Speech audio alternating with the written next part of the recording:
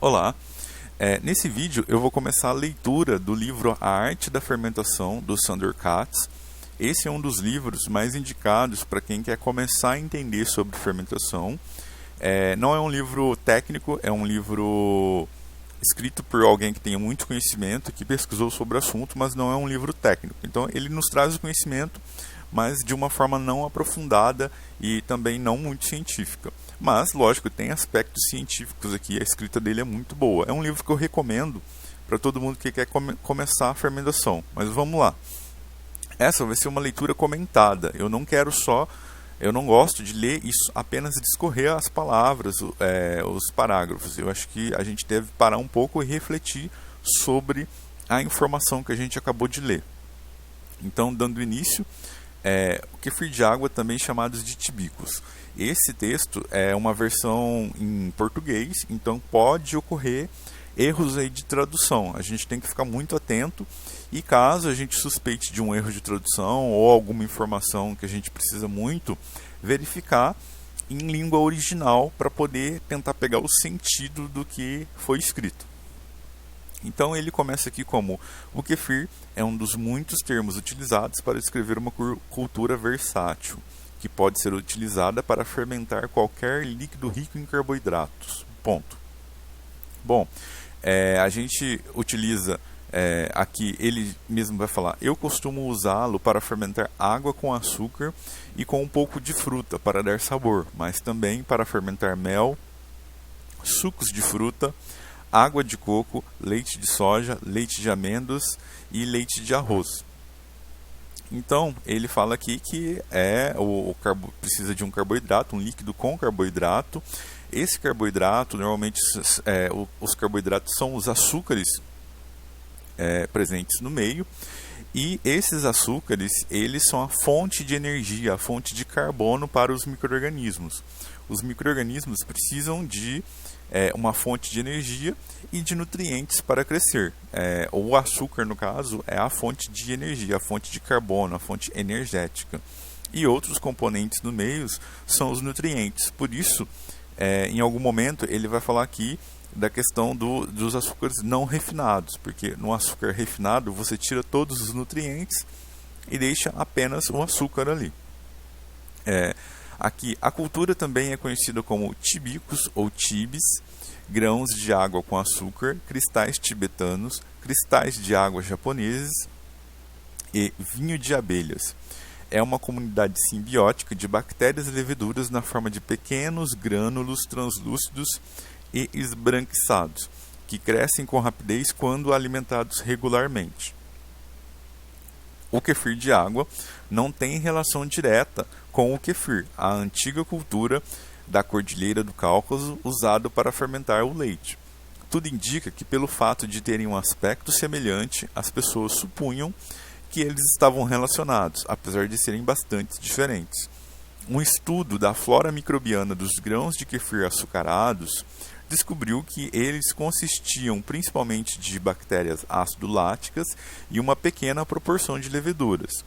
Constatou-se que uma bactéria em particular, o Lactobacillus rheugardii, produz o gel polissacarídeo no qual a comunidade de fermentação se estabelece. Então, o que ele falou aqui nesse parágrafo? Que os grãos, essa cultura, ela tem formato de grãos, às vezes tem outras denominações, então há vários nomes para o kefir de água ao longo da história. Povos diferentes davam nomes diferentes ou cuidavam de formas diferentes, então a gente não consegue nem ter a precisão se realmente era kefir de água, se é a mesma cultura. As informações acabam sendo difícil relacionar devido os vários nomes. E também pode ter sido registrado com um nome diferente. Então, essas informações, isso complica um pouco o nosso entendimento e a possibilidade de rastrear a história do kefir.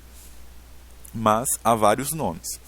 É uma comunidade simbiótica, então o que é uma simbiose ou uma relação simbiótica?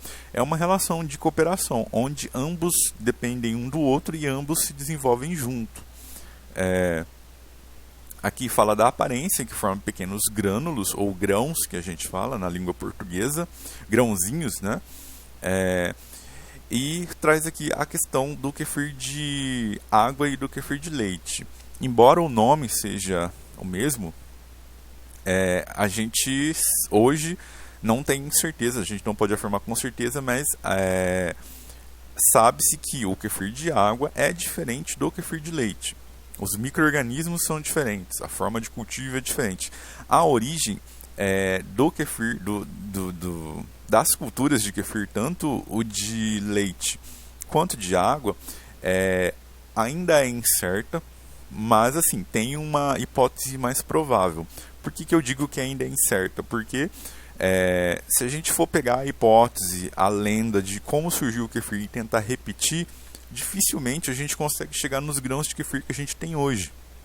Até porque hoje, esse cultivo moderno de probióticos, a gente utiliza um açúcar já industrializado. Eu fico pensando que lá antes da Revolução Industrial, quando não havia nada industrializado, onde o pessoal conseguia açúcar para poder cultivar o kefir? Onde o pessoal conseguia açúcar para cultivar o kombucha? Então, padronizar um modo, ou, por exemplo, ter lá uma lei, uma legislação, uma PIC, para poder falar que a gente deve usar o açúcar dessa forma industrializada é muito complicado, porque o cultivo tradicional não era feito com açúcar industrializado. Isso é uma coisa moderna, é uma coisa da nossa era. Então, tempos atrás, a gente deve parar e pensar como que era cultivado.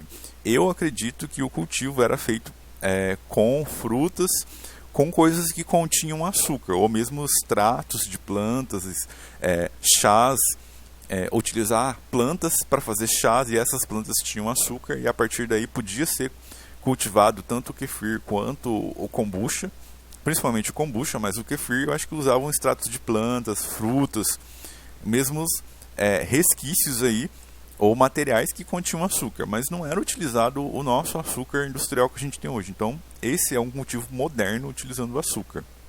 E aqui ele fala da questão que nesse estudo, eu não li esse estudo, mas fala da proporção bactérias ácido-láticas e leveduras.